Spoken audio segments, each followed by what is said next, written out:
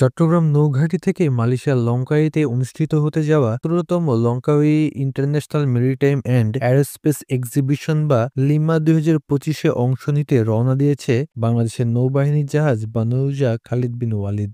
নৌবাহিনীর প্রধান admiral M Nazmul হাসানের অভিযানের পূর্বে জাহাজের কর্মকর্তা ও নাবিকদের উদ্দেশ্যে অনুপ্রেরণামূলক নির্দেশনা দেন।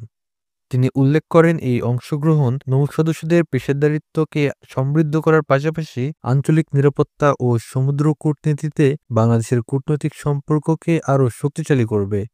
ক্যাপ্টেন এজাজ মাসুদ এর নেতৃত্বে নৌবাহিনীর এই দল আন্তর্জাতিক এই মহড়ায় বাংলাদেশের সামুদ্রিক সক্ষমতা, নৌশক্তি এবং গৌরবোজ্জ্বল ভাবমূর্তি বিশ্ব দরবারে তুলে ধরবে।